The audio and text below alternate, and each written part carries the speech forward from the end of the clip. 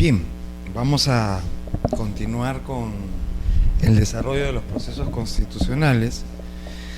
Otro proceso constitucional que tiene que ver con la defensa de los derechos fundamentales es el denominado proceso de amparo, ¿no?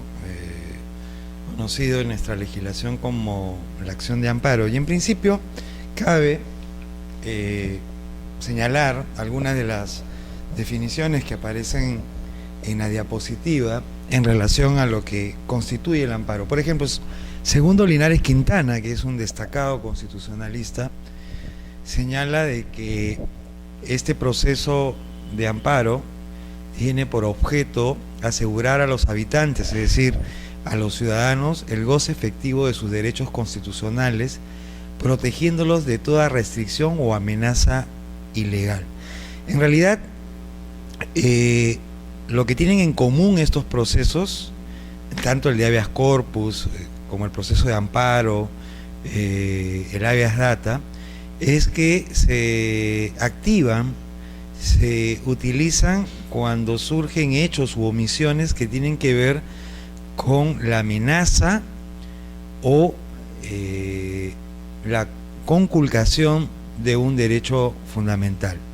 Pedro Néstor Sagüez, que es uno de los grandes constitucionalistas argentinos, ensaya una definición, un concepto de la acción de amparo, señalando que es una acción formal, autónoma, que también, en el mismo sentido de Linares Quintana, tiene por objeto proteger todos los derechos humanos recogidos por la Constitución.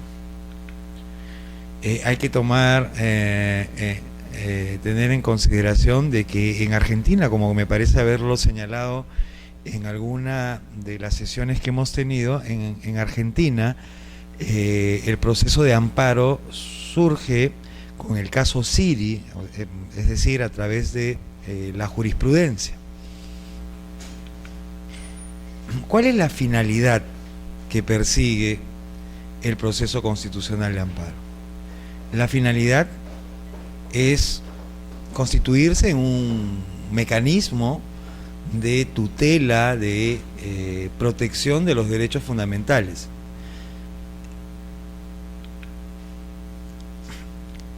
Presenta un conjunto de características. Una de las primeras características que tiene este proceso, y en general los procesos que tienen que ver con la tutela de derechos fundamentales, es su carácter sumarísimo. Y en ese sentido, el proceso de amparo busca restablecer el derecho vulnerado o amenazado. Por otro lado, también presenta la característica de ser tutor, ¿no? Protector de derechos constitucionales distintos al de la libertad individual o conexos.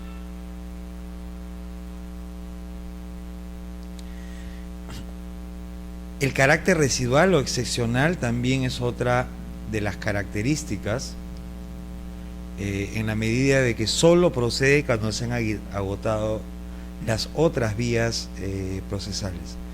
Digamos que es una suerte del último recurso que tiene el individuo, el ciudadano, frente a la amenaza o violación de un derecho constitucional diferente al de la libertad individual o derechos conexos a la libertad individual.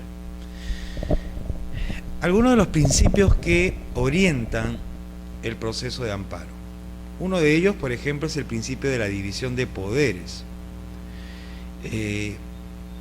Hay que tener en cuenta que cuando utilizamos el término división de poderes, estamos utilizando el término en un sentido figurado. La división o separación de poderes surge en virtud del planteamiento de John Locke, pero se consolida con el desarrollo de Montesquieu. Pero ni Locke, ni Montesquieu, ni hoy en día, el término división o de separación de poderes se toma en un sentido literal, gramatical, porque el poder del Estado es uno, solo e indivisible. Lo que se separa, lo que se reparte son las funciones del poder del Estado. Y es por eso, como aparece en la diapositiva, encontramos que hay un reparto de las funciones fundamentales del poder, no solamente en los denominados poderes tradicionales del Estado, ejecutivo, legislativo, judicial, sino ciertamente también en lo que se denominan los organismos constitucionalmente autónomos, ahí algunos de los cuales aparecen en las diapositivas. Otro principio que anima el proceso de amparo es el principio de supremacía de la Constitución, ¿no? En el ámbito de derechos que protege el amparo, el ámbito que protege el amparo son aquellos que están consagrados, tutelados en la Constitución. Consecuentemente, este proceso persigue y se orienta bajo el principio de la soberanía constitucional, la superlegalidad de la Constitución. Otro principio es el principio de instancia de parte, es decir, este es un proceso que se activa a instancia de parte, no es un proceso que pueda impulsarse de oficio. Consecuentemente, los legitimados son la parte agraviada, el apoderado o sus representantes. Luego tenemos el principio de agravio personal y directo. Este principio tiene que ver con que el amparo debe ser interpuesto por el perjudicado directo en su derecho constitucional o, en su defecto, su representante. El principio de definitividad. Esto tiene que ver y alude al hecho de que el amparo plantea como una condición especial el hecho de que debe haberse agotado el juicio, recurso o mecanismo legal mediante el cual puede impugnarse el acto lesivo, ¿no? El principio de tramitación jurisdiccional. Determina este principio que el proceso de amparo es un proceso estrictamente jurisdiccional, vale decir que se desarrolla, se desenvuelve en el marco del órgano jurisdiccional. Ciertamente, por la vía del agravio constitucional puede llegar al Tribunal Constitucional, pero también el Tribunal Constitucional es un órgano jurisdiccional. Principio de procedencia. Este principio reclama, el derecho que se reclama tiene que estar contenido en la Constitución o en los tratados internacionales. Recuérdese que la Constitución establece claramente que los tratados internacionales forman parte del derecho interno. El principio de estricto derecho. Este principio tiene que ver con el juzgador y exige del juzgador que al momento de resolver sobre los actos reclamados y los derechos vulnerados existe una congruencia. El principio de la suplencia de la queja deficiente. No debe ser en estricto formalistas y en caso en que el defecto formal sea subsanable debe pronunciarse por el fondo. Principio de relatividad de las sentencias de amparo. Tiene que ver con el hecho de que las sentencias emitidas en el amparo trata de procesos cuyos efectos de la sentencia se limitan a las partes intervinientes en el proceso seguido.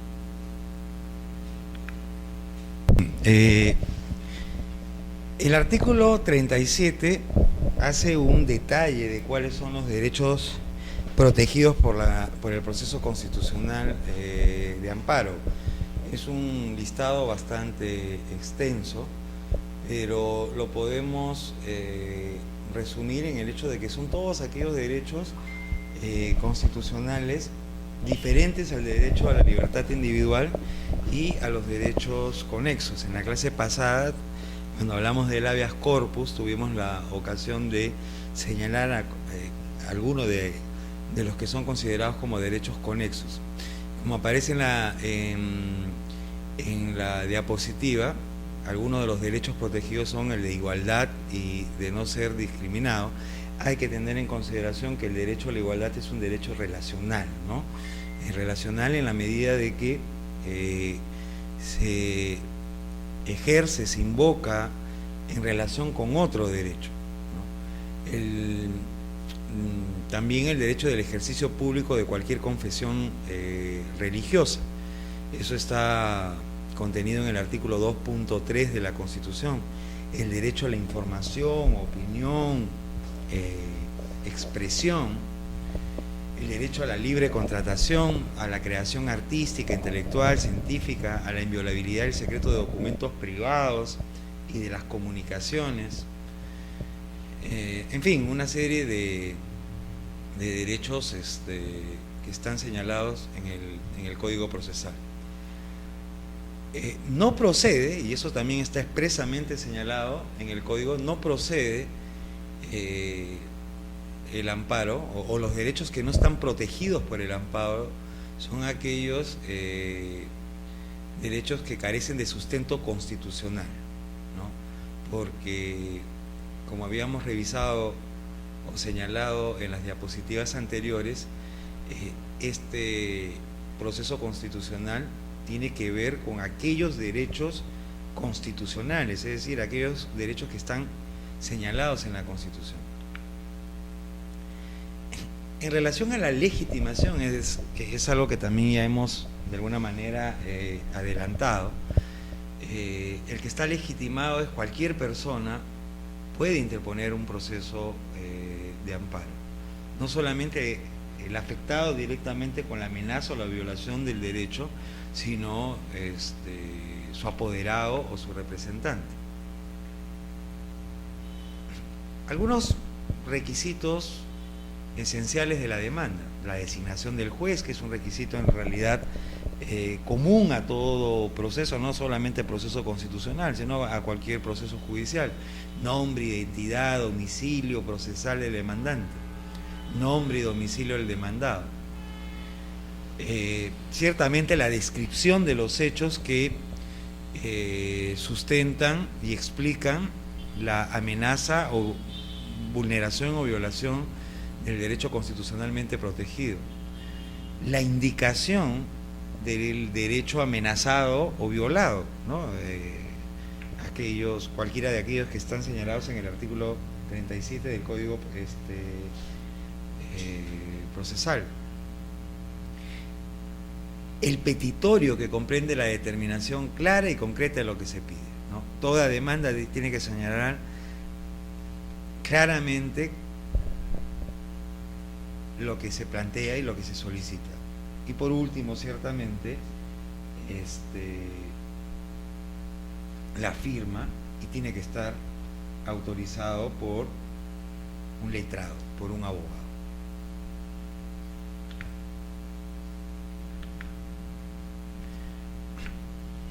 Otro aspecto que es importante en la tramitación de la acción de amparo es el que tiene que ver con el plazo de interposición de la demanda.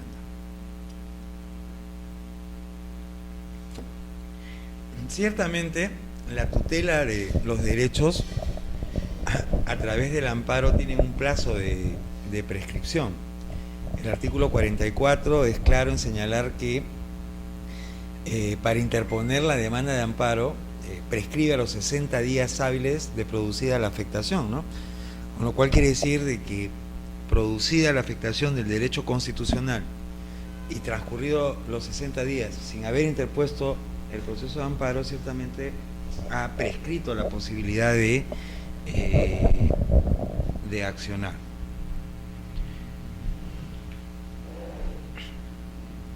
La condición previa, el agotamiento de las vías, ¿no? De las vías previas. Y hemos visto que el amparo es una suerte de último recurso, habiéndose agotado las vías correspondientes. Sin embargo, el propio Código Procesal, en su artículo 46, establece algunas excepciones que sustraen de la exigencia del agotamiento de las vías previas, ¿no? Esas excepciones que están de manera detallada y en extenso en el artículo 46, las podemos resumir en las siguientes que aparecen en la diapositiva. No hay exigencia del agotamiento de la vía previa cuando estamos frente a una resolución que no es la última instancia en la vía administrativa, sin embargo es ejecutada antes de vencerse el plazo para que quede consentida. Ahí, en ese caso, no se exige el agotamiento de la vía previa. Cuando, por ejemplo, la vulneración o la afectación del derecho puede ser irreparable, ¿no? Y ciertamente en esos casos tampoco se exige el agotamiento de la vía previa, porque si no carecería de sentido el proceso. Vale decir que si la afectación del derecho va a ser irreparable, sin duda ya carecería de sentido la acción de amparo. Y por último, no se resuelve la vía previa en los plazos fijados para su resolución.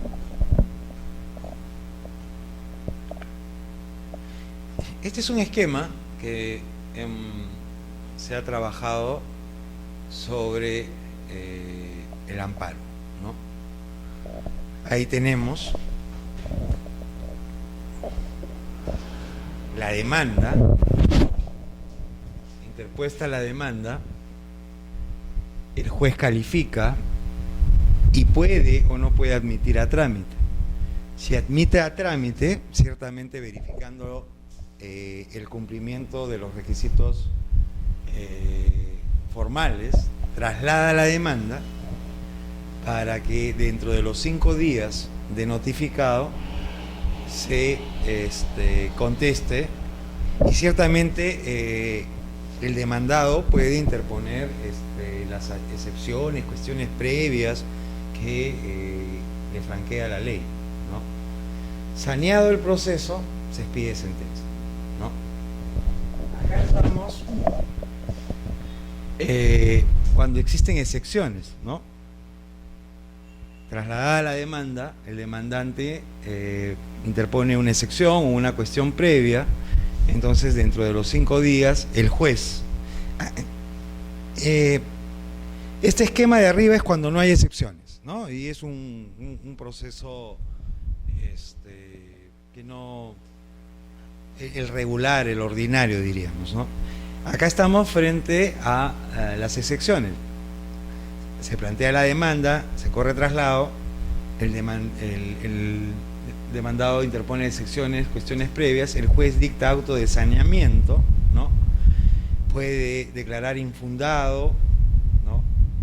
Y luego, finalmente, cabe la posibilidad ante la sala superior, que es la segunda y última instancia, ¿no?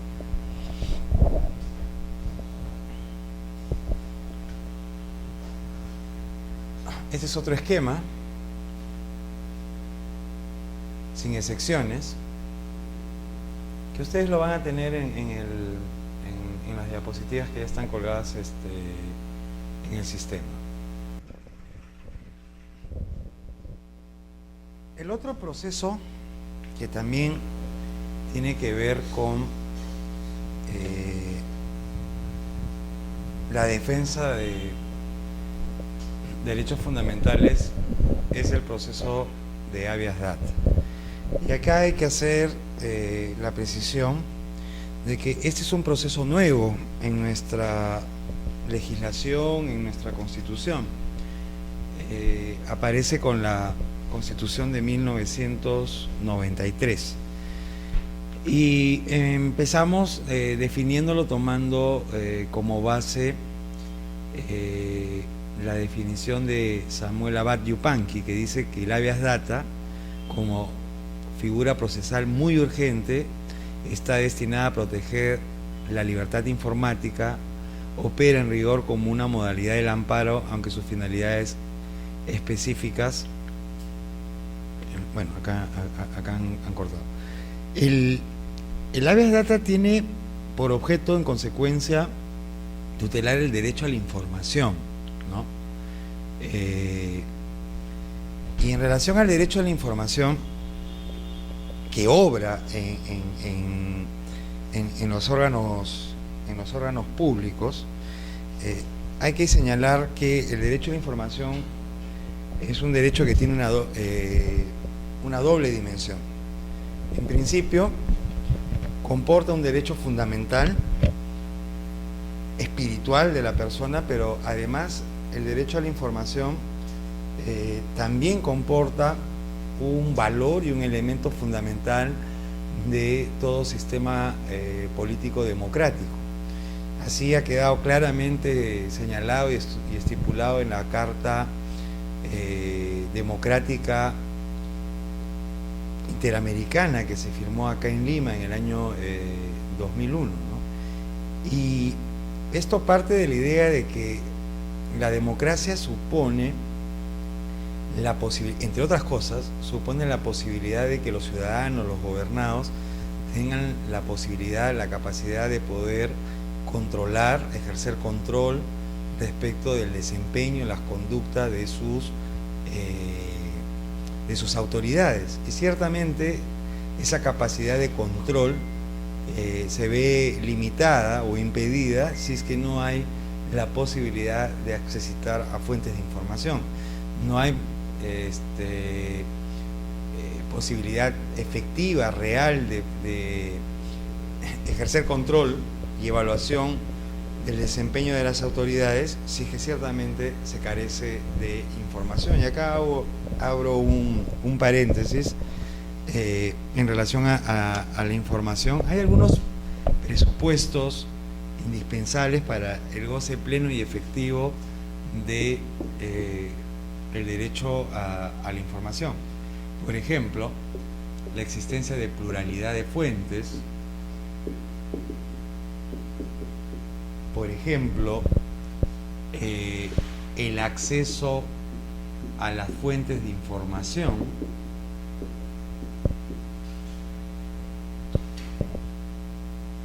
Y información veraz y por último oportuna. Esos son presupuestos básicos para un goce pleno, efectivo del derecho a la información. Pluralidad de fuentes, que existe una pluralidad de fuentes, ¿no? Es decir, no una fuente única y oficial, sino una pluralidad de fuentes, pero que además se puede accesitar a ellas, ¿no? Y acceder a la fuente de información significa pues que existan mecanismos, procedimientos que remuevan obstáculos, escollos innecesarios que impidan un acceso pleno a la información. Pero además la información a la que uno accede debe ser una información exenta de manipulación, de tergiversación, tiene que ser una información veraz, ¿no? Y por último, información oportuna, ¿no? Un poco parafraseando eso de que justicia que tarda no es justicia, podríamos decir que información tardía no sirve, ¿no? Entonces, eso comprende el derecho a la información. En el terreno de la protección procesal a través del habeas data, tenemos algunos datos que son interesantes señalar. Hay una tipología, ¿no?, de habeas data. Habeas data informativo, finalista, autoral,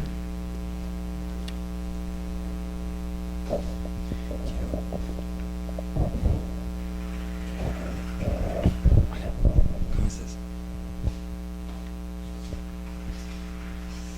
Bueno,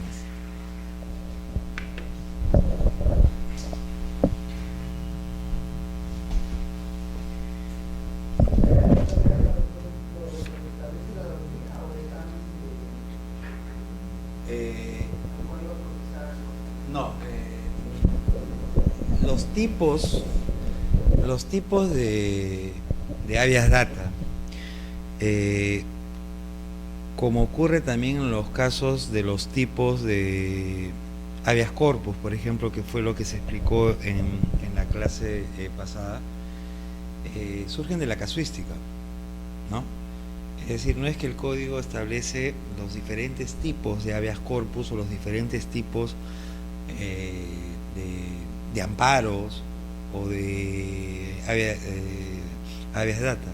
La casuística es la que va generando, identificando, ¿no?, los distintos tipos de amparos, de habeas corpus y de habeas data, ¿no? Esto surge de la casuística en América Latina, ¿no?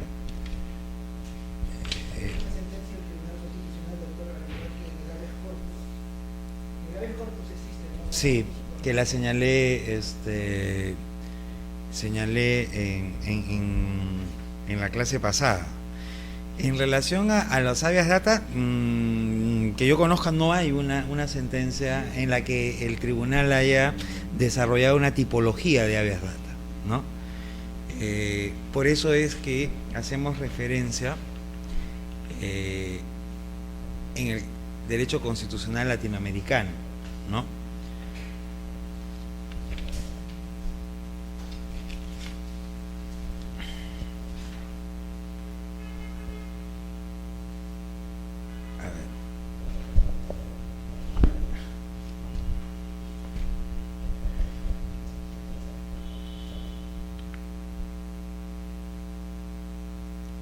Por ejemplo, el habeas data exhibitorio tiene por objeto, o sea, lo que persigue es conocer qué cosa es lo que se ha registrado en el registro informativo, ya sea informático o computarizado, ¿no? En el habeas data finalista, lo que se persigue, el propósito, tiene que ver con por qué se registró la información, para qué se ha registrado la información. En el autoral, cómo se obtuvieron los datos, la información que está contenida, registrada en el registro de información. En el de indagatoria de banco de datos, lo que se persigue es identificar la ubicación donde se encuentra el banco de datos que contiene la información. El que tiene que ver con el acceso a la información pública tiene que ver con identificar aquella información pública que está en posesión de órganos públicos y que estos no brindan las facilidades para acceder a ellas o proporcionarlas. El habeas data aditivo, como su propio nombre lo dice, lo que busca es adicionar información necesaria, complementaria, que se ha omitido, ¿no? Incorporar a la base de datos. El actualizador, también su propio nombre ya lo infiere, es colocar una información presente, vigente, ¿no? Y ciertamente sustituir por aquella información que ya está desfasada, ¿no? En el inclusorio, incluir información omitida. Y bueno, los otros tipos de habeas data se explican por sí mismos, ¿no? Rectificar, corregir, ¿no?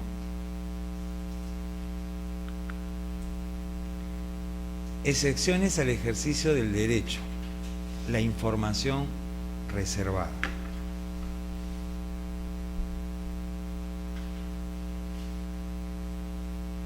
Hay información que es sensible y que está en consecuencia protegida a efectos de guardar reservas sobre las mismas, ¿no?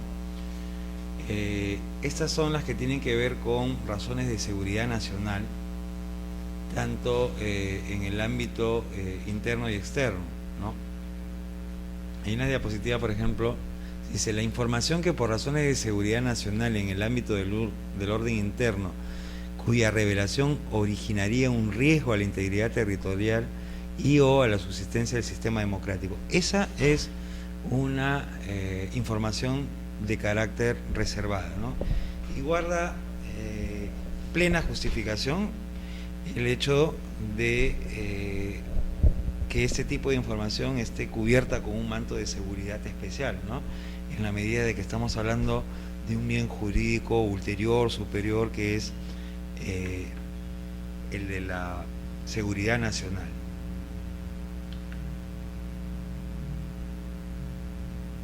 Otro es la información confidencial.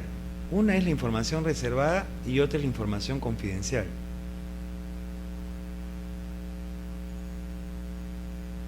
Por ejemplo, el secreto bancario, tributario, comercial. La información que tiene, que está vinculada o referida a investigaciones en trámite.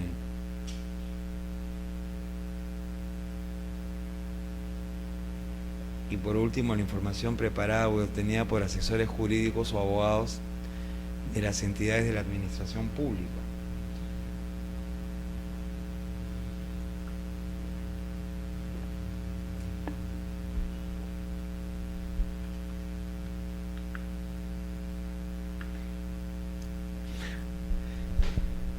Hay un requisito especial que tiene la demanda de habeas data, y ese requisito especial es que el demandante, así como en la acción de amparo, un requisito especial es el agotamiento de la vía previa, ¿no? En el habeas data, el requisito especial es que el demandante, el que va a ejercitar la acción de habeas data, va a interponer el proceso de habeas data, previamente haya reclamado, ¿no?, con un documento que revele ciertamente una fecha cierta, ¿no?, el respeto de los derechos que tienen que ver con la información. Ese es un requisito especial, ¿no?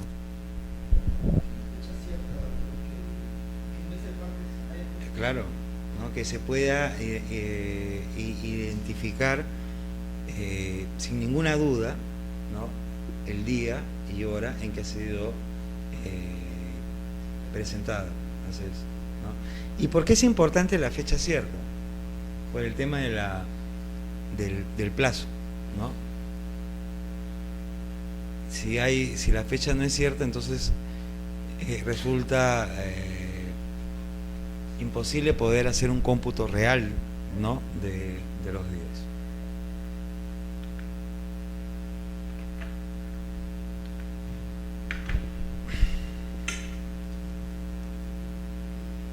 Es un proceso nuevo que aparece con la Constitución de 1993. Y como aparece en la diapositiva, es un proceso de derecho público que se plantea con el objeto o frente a la omisión por parte de una autoridad de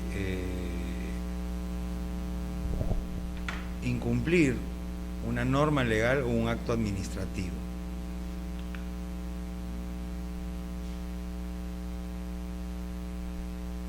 Acá hay una diferenciación entre lo que es el amparo y el proceso de cumplimiento, ¿no? Mientras que el proceso constitucional de amparo protege derechos de las personas que se encuentran reconocidas explícita o implícitamente en la Constitución, en cambio el proceso de cumplimiento procede contra autoridades o funcionarios que se resisten o son renuentes a acatar una ley o un acto administrativo.